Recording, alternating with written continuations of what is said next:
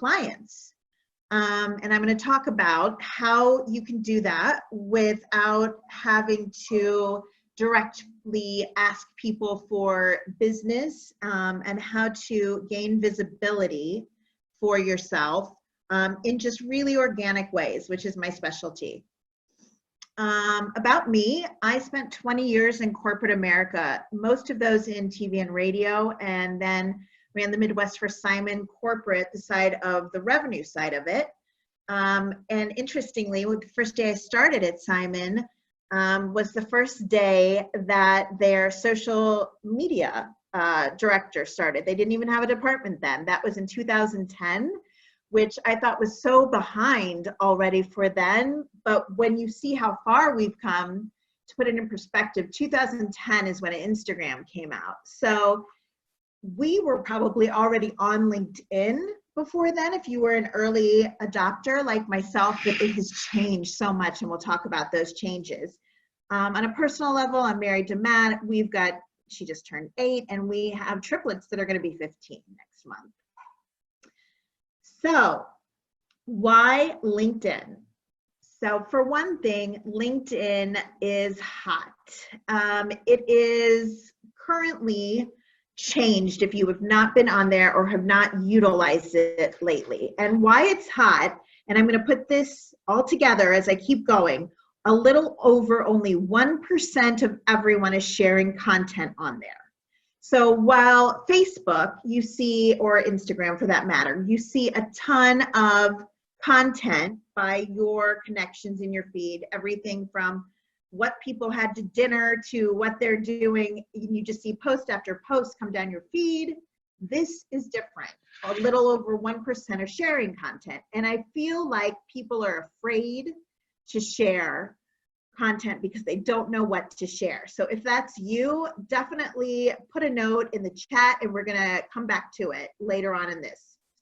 62% of all buyers, and I use the term buyers because that's the term that LinkedIn uses, said that they check a person's social profile before engaging in business with them. So what does that mean for you? So buyer could be anything, maybe not a buyer of your product or service, but maybe it's that party that you do business with, that they go back, someone reaches out to them, they go back, and they look at that person's profile before they even decide if they'll respond to you. LinkedIn has a domain authority of 97. We're going to talk about that and what that means in a minute. 90% of the users make household decisions, and the algorithm is untapped, and that is via a public blog that you can access as well, that LinkedIn always puts out. I want to say it's like linkedin.engineering.com. It's their engineering blog that they put out, and they basically tell you how the LinkedIn algorithm works. So I mentioned this was from LinkedIn's 2018 State of Sales report, that 62% of all buyers said that they check social media profiles before committing to work with a brand or a business. But yet 78% of survey respondents had never shared or only very occasionally shared content on their profile, which many of us probably find to be true. There are people who are lurkers, and that sounds kind of shady, but it's fine. There are people that just like to read and scroll through. There are what I call lurkers. There are likers, people that go through and simply just like or rarely comment on things. And then there's those that are engaging in conversation on other people's content, and they're posting their own content, which positions them as an expert, as credible, and also as a thought leader. So this was actually, this was from March. This is from March pre-COVID-19. There were 600 million plus users on the LinkedIn platform. I want to say since the last thing I've somewhat read, but I didn't include it because it has not been confirmed, it's about 675 million. Now keep in mind, those are users that have registered for LinkedIn. Of those, 260 million log on each month. So we've got users that have registered, and then we have active users. Of those 260 million, only 3 million are sharing content each week.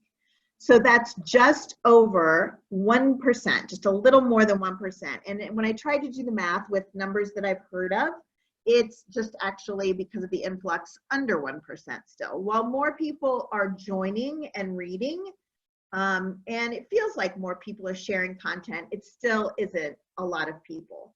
So you really have a chance to stand out on LinkedIn and be noticed. And that's what that means to you. You are not going to get caught up in a lot of clutter. I was just talking to someone before this call, and I said I used to have to filter by my first connections to actually see what they were posting, because I just thought, why am I not seeing it? Only 3 or 4 people were posting content of my connections.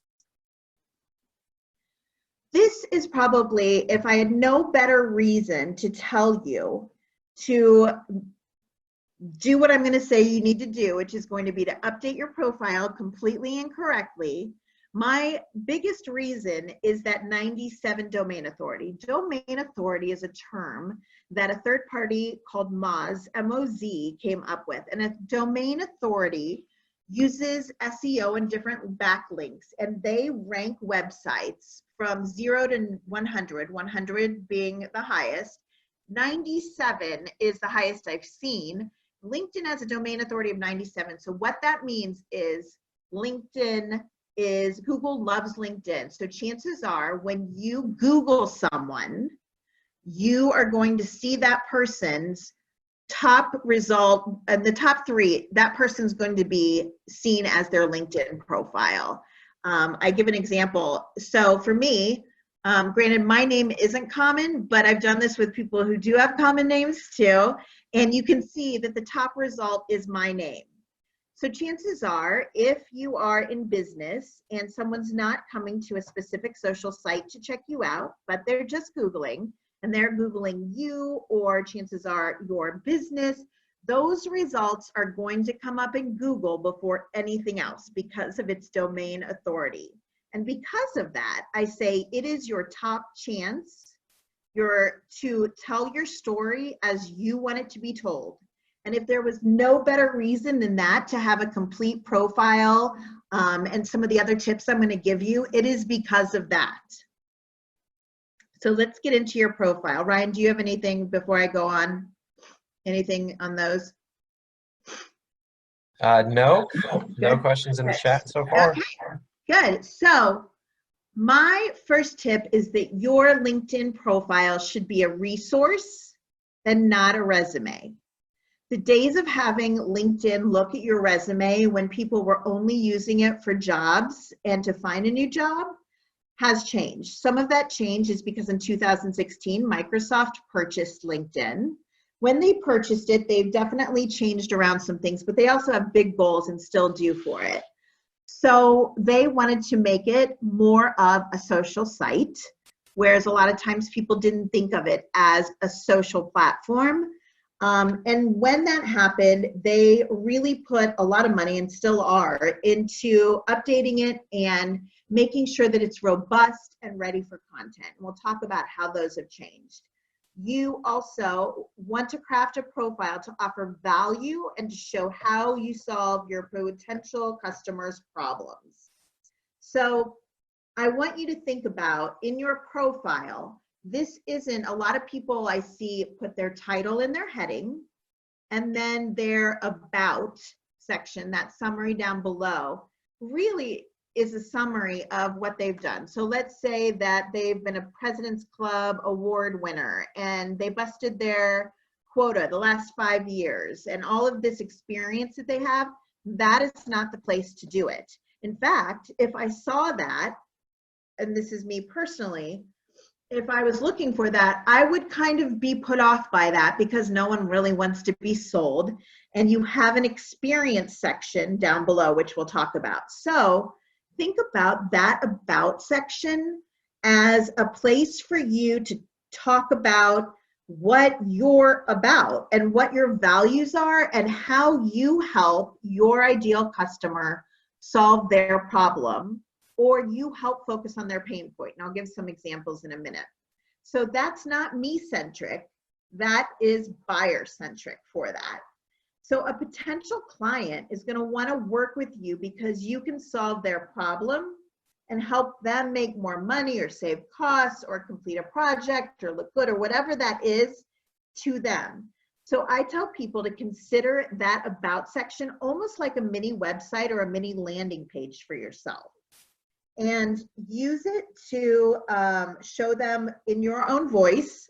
I get that question a lot. It should not be third party. You do not want to talk about that Jill Potasnik is this, this, and this. You want it to be personal, because ultimately I think most of us can agree that people buy people, not just a blind product or service. So a couple things here. This is just my own template. And what this does is this shows, yes, you should have a profile picture. You should have a background image. That image does not have to be your company name or a company logo. It can be representative of the industry you're in. I work with some people that do podcasts, and they have a microphone, as you know, or one of them has a microphone, one of them has actually a headset plugged into a phone to show podcasting. It just needs to have some sort of creative or colorful image behind it. And the next thing is your headline. So I'm going to give you a hack in a minute too. So your headline can include your title, but I also want you to think about this. It can also say, I help who do what, so they what. So in this case, let me see if I can get outside of here for a minute. In that case, I'm going to go down and click into mine. You can put more than one thing. And here's your hack. Let me see if I have, do I not even have LinkedIn up? Wow. But here's your hack for that. When you see mine, you're going to say, oh, is it paused? Okay. Well, that's so long. How did you get it so long? If you started on your computer, your headline, and then you go to your phone, you have about 90 to 100 additional characters that you can update your headline on your phone. So for me, there are things that were really important to me that I wanted in my headline. Whoops, that was odd. There were things in my headline that I wanted. I wanted it to say what I do, but I also wanted keywords, because LinkedIn is run by keywords. So if I want to be found, then I want to populate my profile with keywords. So I said that I help grow sales through, and I noticed this morning, which I didn't change, there was a typo here, media marketing and visibility. But I also wanted the word strategy. I wanted the word sales. I wanted the word social selling, because I help sales teams. And I wanted to, people know I do training. So I put all of those separated in my headline as well. So that way, when someone goes through and they search, and we can search anything, let's do strategy, that somewhere along here, if I was you searching, that I'm going to be populated. So when we go to people, we automatically default to our area, but we also have the ability to be run by keyword. So you can see people that have keywords of strategy obviously come up first. But also, if we went further down, you would see people that had like this, skills, strategy. So you want to make sure that everywhere on your LinkedIn profile, if you want to be discovered, you have the keywords that are most important to you. I'm going to go back and I'm going to share my hot mess of a screen here. Okay, so When we're looking at that, it can say that I'm the founder or president of my company, but I also help who do what? I help busy professionals and company leverage social so they can do this. The other thing that I would tell you, that is my other hack, is that you can edit your public and profile URL.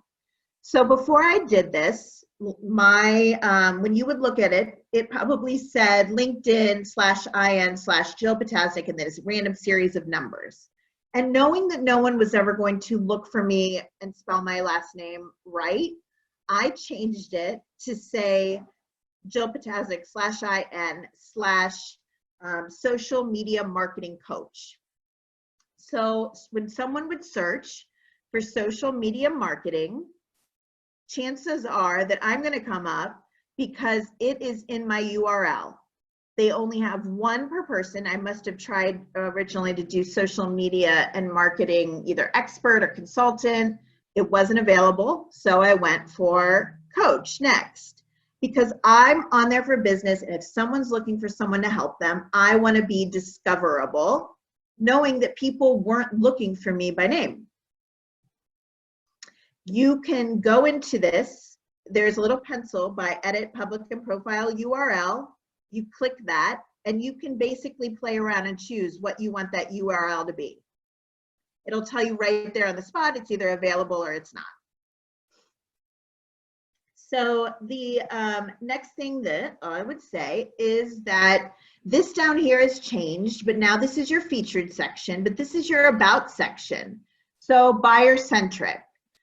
Again, what do you do that would help a customer buy? How can you ease a pain point? So for me, I know with my business that people either don't like, understand, or have the time to focus on social media marketing. And I know that that's their pain point pretty much. So in the first couple of lines of mine, it probably alludes to something like that. Is this going to be, I think it says, is this going to be, I don't know, it changes so much. Is this going to be the year that you finally step up your social media marketing game? You know, whether you're a busy professional looking to gain more visibility or more prospects, that's what we do. So right off the bat, I'm appealing to what they want to see or what their pain point is. In those first 3 lines, that's really important because they have to say, click about more.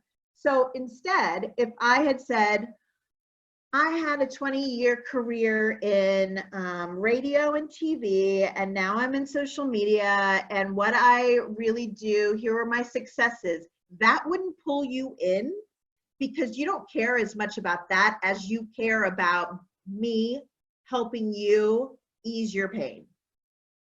Additionally, you fill that out, you have 2,000 characters. Still, again, use keywords, put some soft skills in there. You can do a line or 2 about your company, but say what makes you, what drives you. For me, I really love helping people. I like seeing people have success. You know, I'm a growth person.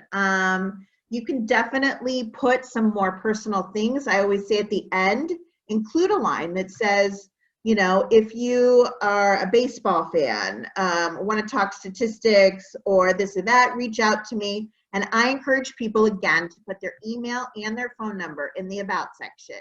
So keep in mind that, yes, it's in your contact info, but we want to make it as easy as possible for you to be reached. I have my phone number and my email in there, but the other thing is I also have a Google number, not my real phone number. So I do that for a couple of reasons. One is I don't want the whole world to have my personal phone number. The other is I have a specific Google number for LinkedIn. So I know that everyone that calls me on that number got that number from LinkedIn. Next point here, we're going to talk about some content. So featured sections are pretty new, but you can highlight a lot of different things in your profile. You can do, this is going to go for profile and for other. And Ryan, stop me when you do a breakout, when you want to do a breakout. So you can put in presentations, you can put in long form articles, you can put in PDFs, you can put in photos. video, text, all of it.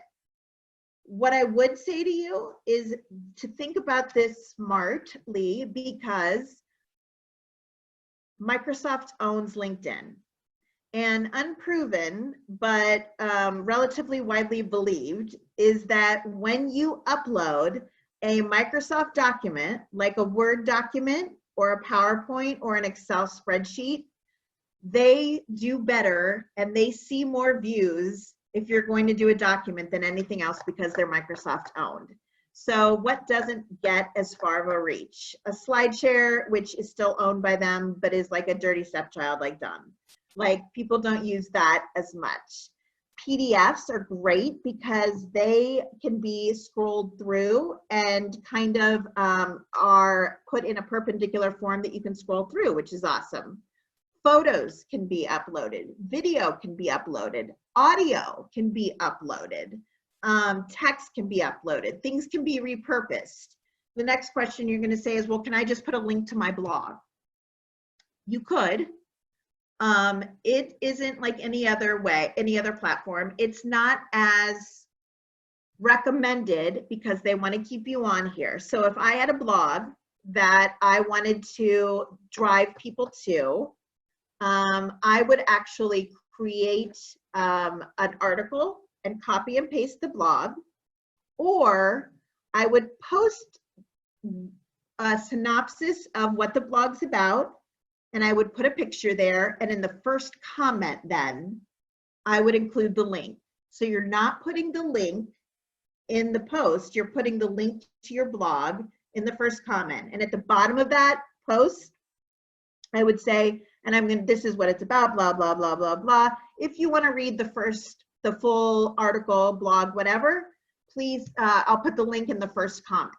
Serves two purposes. You're commenting on your post, which we all know in LinkedIn, when someone comments or likes something, your whole network sees that.